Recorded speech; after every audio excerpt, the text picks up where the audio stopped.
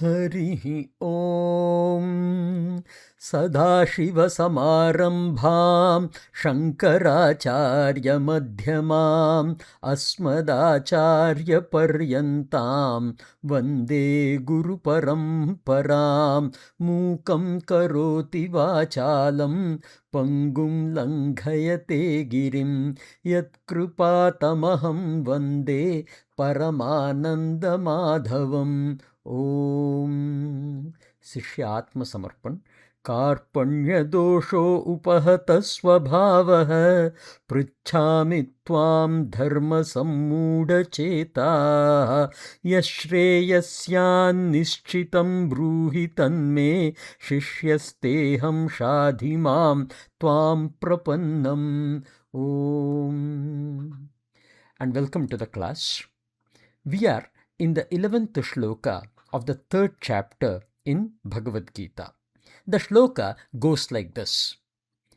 Devan bhavayatanena te deva bhavayantuvaha Parasparaṃ Bhāvayantaḥ Shreyah paramavapsyatha.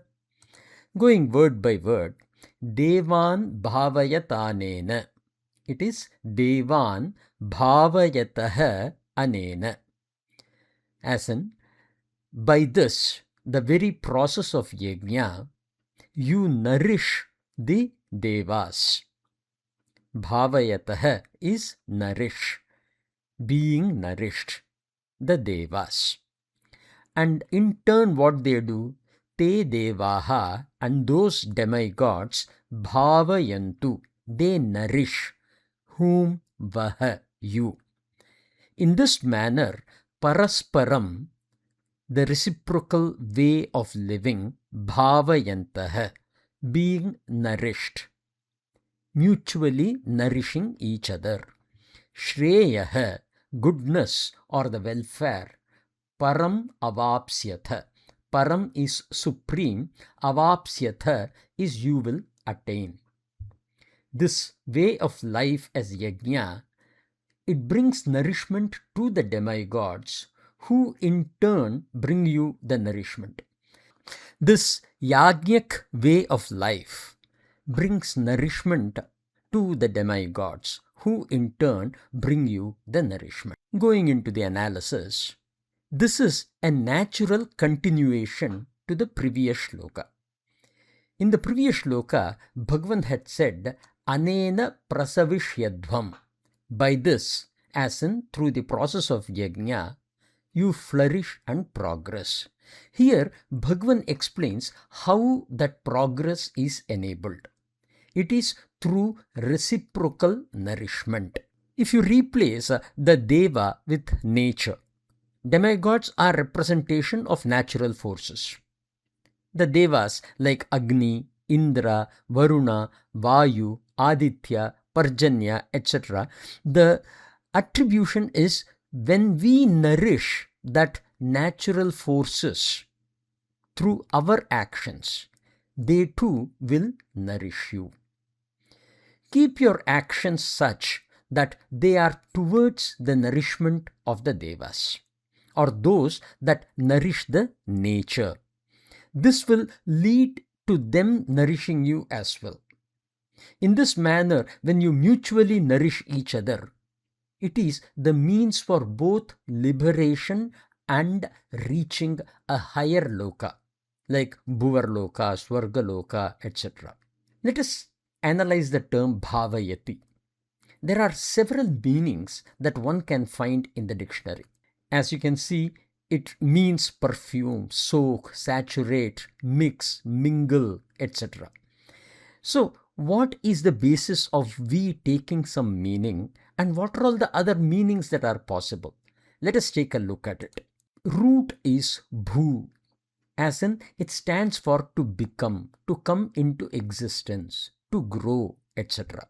It supports the words such as bhavati, to become, bhutam, having come into being, bhavishya, will become, bhutani, all the living beings, bhavantam, dwelling, and even Bhagavan, one in whom all exist.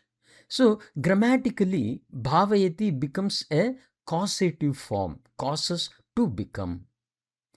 Now, there are several meanings that we saw in the dictionary. We can categorize them. Let us take the first category, come into existence. If that is taken as the core meaning, the meanings such as create, cause, produce, originate, call into existence or life, cause to become, these kind of meanings will spring about.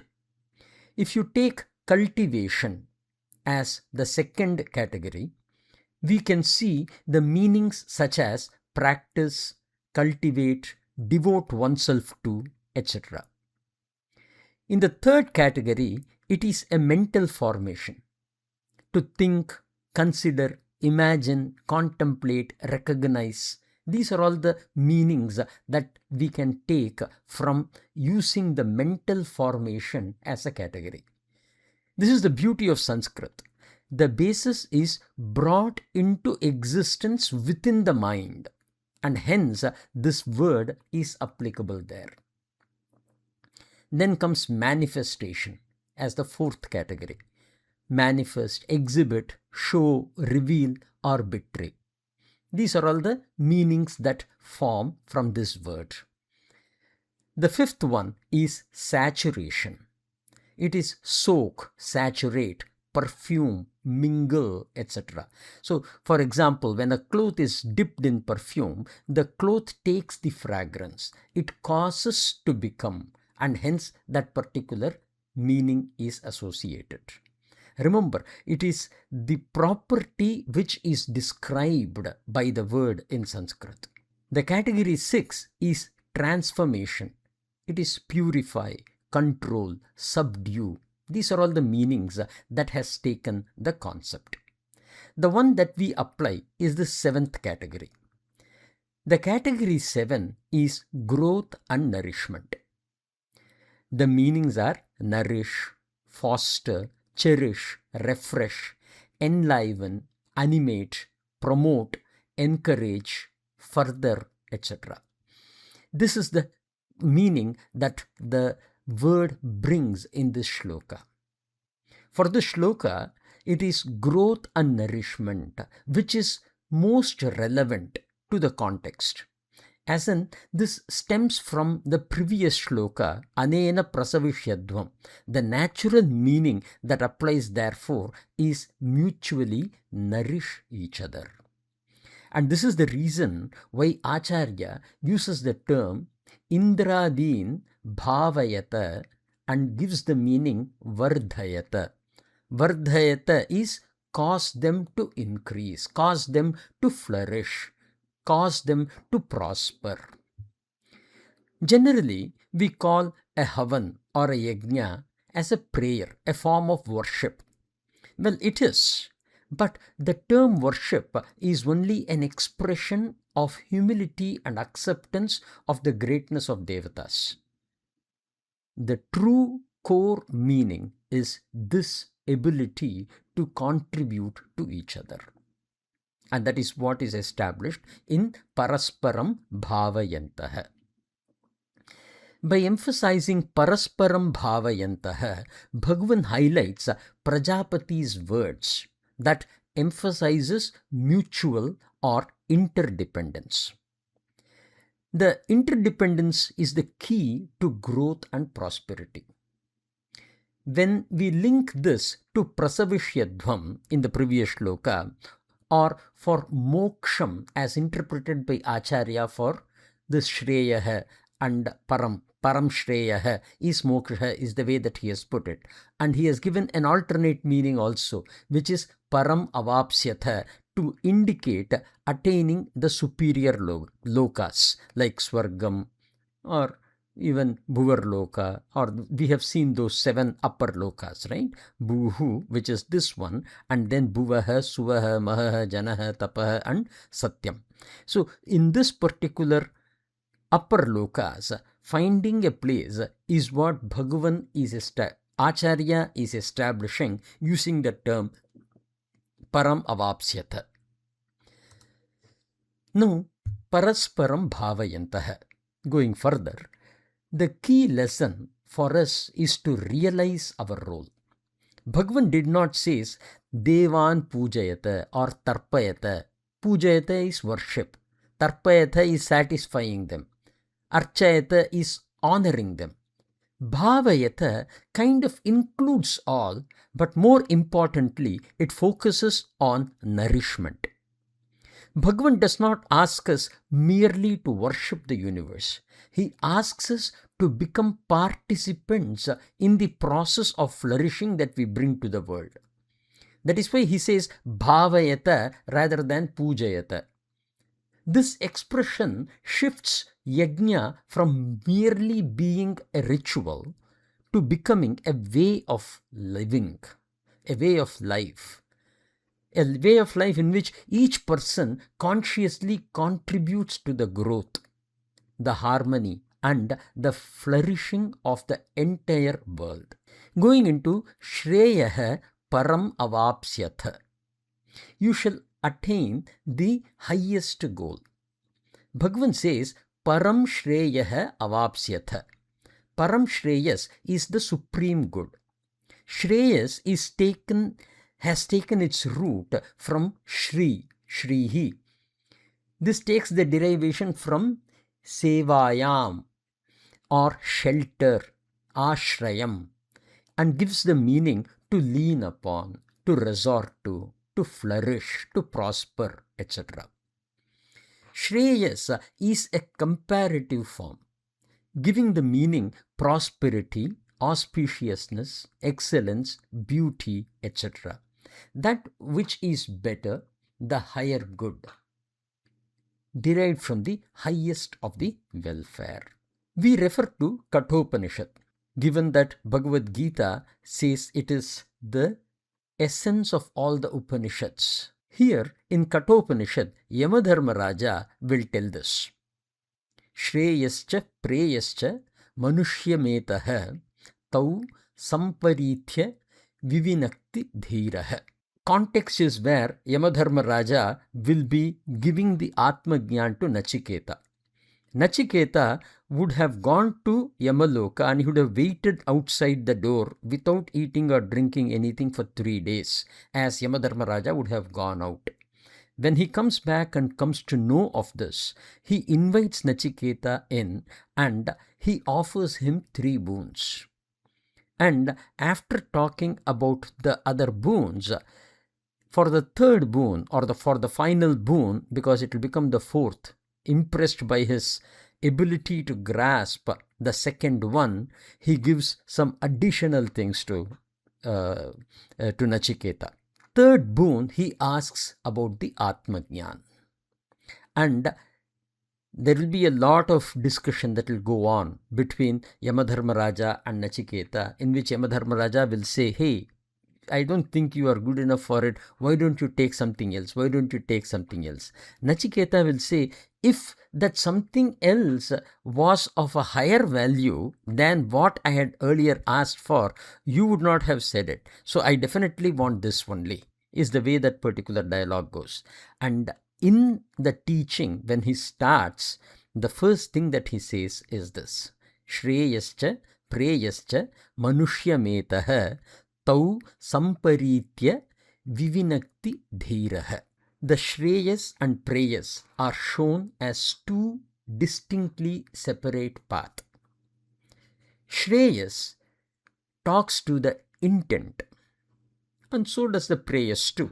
But the kind of an intent where the intent is to execute to the requirement, with nothing in mind or with nothing to be gained for themselves. Preyas, on the other hand, is where your desire is driving you and you want to get something. There may be a natural question, why is it that that which I like is also good? Well, it may look good or it may look very logical to place that argument. The truth is, the moment I desire the Shreyas and start working for it, that in itself loses the Shreyas. The Shreyas is this is the right thing to do, so I am devoting myself to doing that. And what it brings out is, I consider as Shreyas, is that which is good for all. On the other hand, when I put a liking towards doing even a dharma, that liking falls within the category of prayas because the motive of performing the action is to gain something. In the 47th shloka in the second chapter, Bhagavan would have said, Karmanyeva adhikaraste ma phaleshu kadachana ma karma phala hetuhu bhuhu. That is the place where it strikes. Do not become the causative aspect for an action's result. And that is what binds you. He says, liberate yourself from that. And this is a very important quote here to say, when Bhagavan says Shreyah or Param Shreyah avapsyatha, it means you will get the supreme good. And that supreme good is not something that you are desiring towards and using that desire performing an action. It totally disconnects the actor and the action. So taking Acharya's words, we define Param Shreyah to mean Atma Jnana Prapti Yogyata, qualification to be able to receive the Atma Jnana, that which will lead us to moksha. Alternately, the means to achieve the Uttama Lokas, or as we include it in our teaching, which is Yoga Bhrashta, is one of the terms that Bhagavan will use in the 6th chapter. The next birth in this earth will be in the form where you will be taking birth in the most conducive environment. We put both of them. Going into the Bhashyam, Acharya says Devan, and he qualifies them as Indradin, Bhāvayata, and gives the meaning as Vardhayata. Anena Yajñena te deva bhavayantu, apyayantu. Right here, demigods such as Indra, etc., you must nourish them through this form of action, which is yajna. Let those gods nourish you, satisfy you through rain, etc. Thus, fostering each other's mutually, you shall attain the supreme good, which is liberation, the moksha. Gradually, through the attainment of knowledge, moksha lakshanam jnana prapti kramam, the kramam, the steps. So he is definitely putting it in that place. Or a higher good, which is heaven, that is swarga, etc. Acharya puts two possibilities. One is Jnana Prapti Kramam, steps leading to the Jnana Prapti. The second one is Swargam, etc., the Prapti of higher lokas. In our darshana, we have included the Yoga Bhrashtaha. For this, the reference is from the 6th chapter, 41st shloka. Prapya punyakritam lokan ushitva shashvatihi samaha shuchinam shrimatam gehe yoga bhrashtha abhijayate is the way that shloka will go. We can work on that even further when we are in the 6th chapter. Going into the 12th shloka, the shloka goes like this.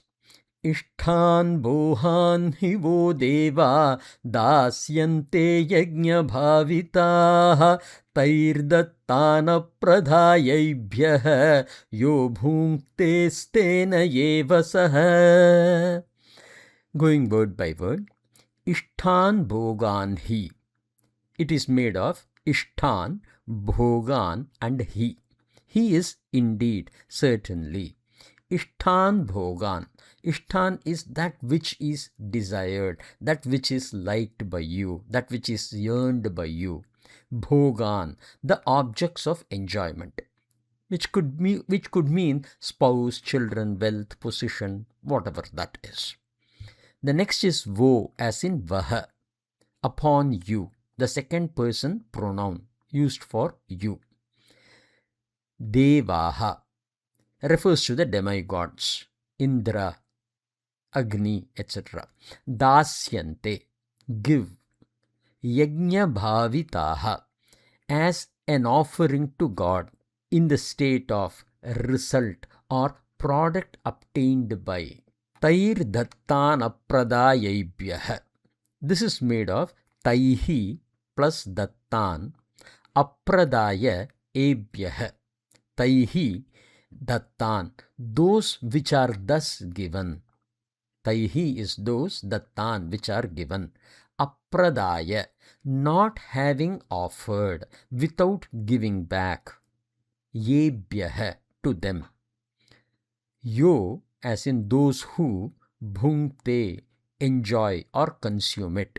Stenaḥ eva saha, are like thieves. A pretty strong word Bhagavan has used. The core concept: in the process of yajna-based way of life, breaking the cycle of mutual nourishment is a great sin. Now, let us look at how this has been approached by Bhagavan. Offer your actions in yajna bhavam, for this is the foundation of creation. That is what Prajapati had said. We started it that way in 3.9 and 3.10. And by this process of yajna, beings in the world and the devas mutually nourish one another. So what about those who break this cycle? Instead of nourishing one another, if I start just consuming, Bhagavan is using a strong word, declaring them as thief. Now let us analyze the choice of word from Bhagavan. In English also, interestingly, the opposite of the word thief is a donor. Why not call them ungrateful, selfish, etc.? Why should we use such a strong word such as Stenaḥ? We will take several examples. Stenaḥ versus akritagnyah. Akritagnyah is one who is ungrateful. Yes, just consuming it for one's own self, it is an act of ungratefulness. But it is not just ungratefulness. The choice of not giving back and seeing what is received only from the point of view of personal gain is indeed being ungrateful. But this action obstructs the smooth flow of continuity. And this brings a larger damage to the cosmic order. Being ungrateful is an emotional defect. Theft is a moral defect. And Bhagavan wants to emphasize that this is not just an emotional defect, it is a moral defect. It is misappropriation, and hence Bhagavan has used the term Stenaḥ. The next could be selfish, which is Stenaḥ versus Swarthi. Selfishness is merely limiting the scope to oneself. I care only about myself. This is the immaturity that drives selfishness. A selfish person may still be honest. A selfish person may not violate others' rights. A selfishness is motive driven. By breaking the cycle, one who consumes without giving back to the same cosmic order from where he has received it, the person is violating the other's right. And hence, Bhagavan has used the term Stenaḥ. Why not call him crooked, deceitful, which is dhurtah. A dhurtah is crafty, cunning and manipulative. A thief may or may not deceive. Deception may or may not be behind the act of selfish consumption. Appropriation is the focus here. All that is given by devas is not for consumption alone.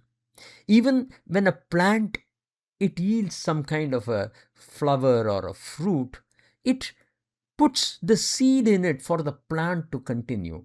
Not giving it back is exploiting the rights of the rightful owner, and hence Bhagavan has used Stenaḥ. Why not just call him a sinner, papi? This shifts the emphasis to moral impurity. This act of not giving back first is not merely being bad. It should be elevated to the level of defined legality. Hence, stena eva saha. Why not just call him wicked, dushtaha? A wicked person intentionally harm others. The intent to harm others may or may not be there in a person who refuses to share what is bestowed by the divine order. Hence, the dushtaha is not an appropriate word. Stenaḥ is the most appropriate one. Why not just call him greedy? Lobham or lobhi is the word that we'll be using here. A lobhi can still be honest. However, the attitude of not giving back violates the rightful participation, and hence stenaḥ. Why not we just call it neglectful? I forgot to give. The word that is used is akritakarta. This describes individuals who consistently fail to invest the necessary time and attention or emotional energy into the relationships and responsibilities. Bhagavan clearly uses the term bhunkte, consumes or enjoys. This shows a deliberate intent and not a failure to invest necessary time. So the person could, by neglect, miss out on returning it back to the devas. Then that is not the category that Bhagavan is speaking here. Bhagavan is talking about those who consume. And hence, it should be done first. What you have to give back must be given first. We will talk about it soon. The next, why not just call him corrupt? Bhrashtaha. A corrupt person abuses entrusted authority. It is not an entrusted authority that this is an authority and this is something that you need to do. It is a moral responsibility to give back. And hence, Bhagavan sees this as a deliberate failure and uses the term stenaḥ. The key reminder that this shloka brings to us is receive with gratitude, return with reverence, enjoy without possessiveness. The last one will be a rini, a debtor. A debtor has received something, as a result owes something in return. When a rini refuses to pay back, he is deemed to be a thief. So, he is definitely indebted, but he is not in the category called as rini. There is a deliberate act of not giving back. And hence, the term stenaḥ, the thief, is considered to be more appropriate. Remember, the person who performs a yajna is called as yajaman. While a thief thinks, what can I take? A yajaman thinks, what should I offer? A thief consumes while yajaman contributes. The thief says, I take this and this will be mine. A yajamana says, idam na mama, this is not mine. Krishna's choice of stenaḥ is absolutely brilliant. He is not merely condemning a moral fault. He is exposing a fundamental error in vision. Theft begins not with the hand, but with the thought that I am the independent owner. Karma Yoga replaces that thought with I am a trustee, not a owner. Once that shift happens, the idam na mama ceases to be a ritual. It ceases to be merely an utterance, and it becomes a way of life. And in order to push this into us, Bhagavan has used such a strong word as Stenaḥ. I want to share a personal experience. Now, this particular shloka, if you see, has been jumbled up to a great extent. So when I first was learning this particular shloka, it was like, why is it that it has to be done in such a way? Why is it that it is so confusing? But once I understood the basis, it all made sense and it was brilliant. The love for Sanskrit just grew. If you take a look at it, in a prose order, Devaha, the demigods, Yajña-Bhavitaha, having been nourished by the Yajña, he certainly, Dasyante, will give Vaha to you, Ishtan Bhogan, the desired for objects of enjoyment. And the second line is a little easier. Yaha bhunte, those who consume them, as in Taihi, those which are Dattan. Dattan is having been given to us by the demigods, Apradaya, without giving it back, Ebhyaha, to them, Saha eva stena. Right? So he is indeed only a thief. That could be a kind of a prose order. This shloka is a classic one that took us in the path of understanding the greatness of Sanskrit. In fact, there are some white papers that have been published. I am told, I have not read it myself, that Sanskrit may be a better language for all the AI capabilities and stuff like that. And the reason is this. This is the beauty of the grammar of Sanskrit, which brings that capability. The jumbling is not merely poetic. It serves grammar, of course, emphasis, memory, meter, and philosophy. Meter is the place where the chandas is coming into picture. And all of that can be done at the same time. Let us take English. In English, if I say, the boy hit the dog, and now change the order, the dog hit the boy, the meaning has completely changed. This is because English is heavily position dependent. Sanskrit, on the other hand, is inflection dependent. For example, Devaha. The ah tells us, or the noun is the subject in the given context. Bhogan. The an, as it ends, tells us that the noun is the object of an accusative plural form, a direct object. Vaha is the data plural, the indirect object. If you have forgotten the direct object and indirect object, it is like I buy the books. The books becomes the object in this. I give the books to the students. The students become the object in the sentence, and the book stands as an indirect object. So the direct object will be students and the indirect object will be books. Right? So that is the difference. So Vaha becomes the indirect object. Thus, the Yajña-Bhavitaha as an adjective directly pairs with Devaha, the subject, not Bhogan, the object. Basically, the language is grammar driven, making this word order irrelevant to make the right sense. Now, the grammar has taken the ownership of providing the right sense. So, we are free to use the word order for other valuable things such as emphasis, rhythm, philosophy, etc. Even teaching, as we can see in this. The natural prose order will be Yajña-Bhavitaha Devaha hi Vaha Ishtan Bhogan Dasyante.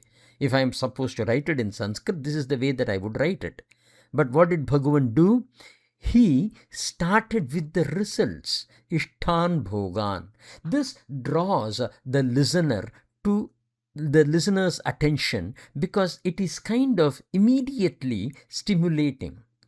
He follows it up with devaha, the giver, the inserting an indicator towards which you have a responsibility. Then follows up with dasyante yajña-bhavitaha. Not yajña-bhavitaha dasyante. At an emotional level, provides an emphasis that they do give provided they themselves have been nourished by the yajñas. So bringing that order of understanding in the mind, that is why I said teaching as well. Bringing that emphasis to you has been critical in terms of using it in the shloka in the right order. Even in the second line, the natural prose order will be Yah taihi dattan bhogan ebhyah apradaya bhunkte saha stenaḥ eva. But Bhagavan says taihi dattan apradaya ebhyah yah bhunkte stena eva saha. Bhagavan is delaying the shock. The dramatic force is much greater when it comes towards the end. In the first sentence, Bhagavan attracts with natural inclination, which is the Ishtan Bohan, the desired bhogam, pleasures, but concludes which lingers longer in the mind with Yajña-bhavitaha, allowing our mind to rest in Karma Yoga, the key concept which is being discussed in this section. You take home the source, Yajña-bhavitaha, and not the enjoyment. In the second line as well, Bhagavan gives us the reminder, before asking what I am consuming, ask who gave it, what made it possible to have that, and check your responsibility in terms of what needs to be given back. Once you start observing Gita in this manner, you begin your journey of observing an orchestrated emphasis. This not only makes your communication better, but it also it also makes your thinking in a much richer manner. The adoption, as we said, but it is not we wanting to go through Bhagavad Gita. That is not the objective of this class. We want to let Bhagavad Gita get into us. That internal transformation will be good when you start understanding Bhagavad Gita in this way. The key reminder in the shloka, which is receive with gratitude, return with reverence, and enjoy with no possessiveness. A great value. Going into Bhashyam, Acharya says, the desired and intended enjoyments, Ishtan Abhipretan Bhogan, the gods shall give you, you shall distribute. The thing that gods will give are like cattle, children, etc. And the gods have been nourished, satisfied, pleased by the yajñas. Only then they give it. This is the meaning. He who enjoys those enjoyments given by the gods without giving back, without discharging the debt to these gods who have given it to us, who merely gratify their own body and senses, he is verily a thief, a robber, a stealer of what belongs to the gods, etc. Ye punah, however, those, and he puts the connection to the next shloka. Moving into the 13th shloka. The shloka goes like this. Yajña-Śiṣṭa santah muchyante sarva kilbhishaihi bhunjate te tvagam papa ye pachantyatma karanat. Going into word by word. Yajña-Śiṣṭa. Yajña plus Śiṣṭa plus Ashinah. Those who, which is Ashinah, consume the leftovers, which is Śiṣṭa, of the Yajña. They are noble souls, santaha. And what happens to them? Muchyante sarva kilbishaihi. Muchyante are liberated from what? Sarva kilbishaihi, from all sins and impurities. However, bunjate, those who consume, te as in they, tvagam, tu plus agam. The tu is however, agam is sin. What they consume is sin. Papaha, they are the sinners. Yah, those who pachanti, cook, atma karanat, for the sake of their own self. Going into the analysis, Bhagavan says, those who consume the leftover from yajna are liberated from all sins or impurities.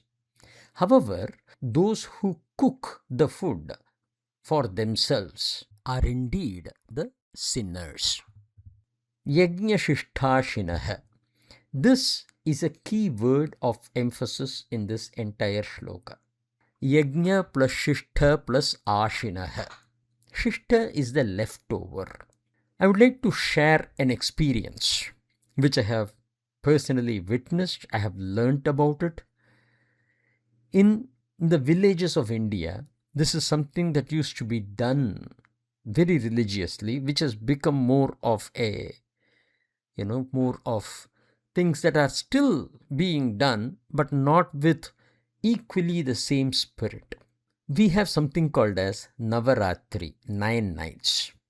And we have something called as Navadhanya, sprouting rituals.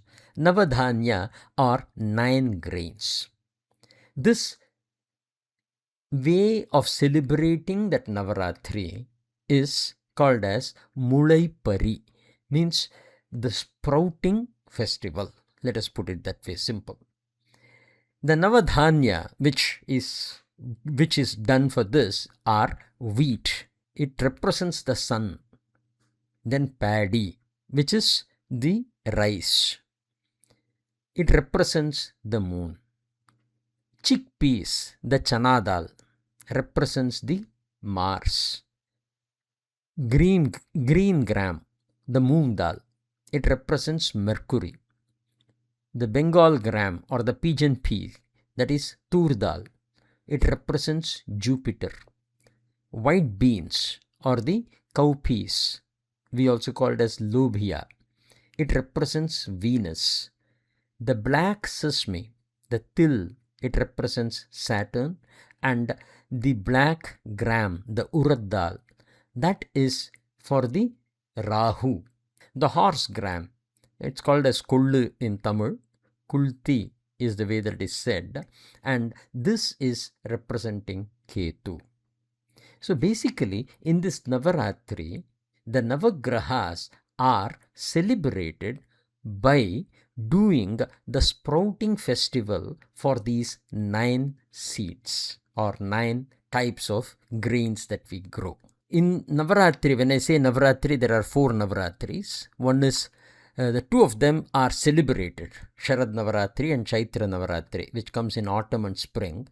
And the Navaratri which is celebrated or which is observed during Ashad month, which is monsoon, and Magha, which is in winter, they are classified as Gupt or secret. These are the periods for personal spiritual commitments, meditations, etc. Very, very yoga driven. So what they do is they harvest these plants, and once they get the grain, they take out the seed and they start sprouting it. Then towards the end of the Navaratri, they will compare these sprouts. That which has grown the most will be used as the seed by all in the village.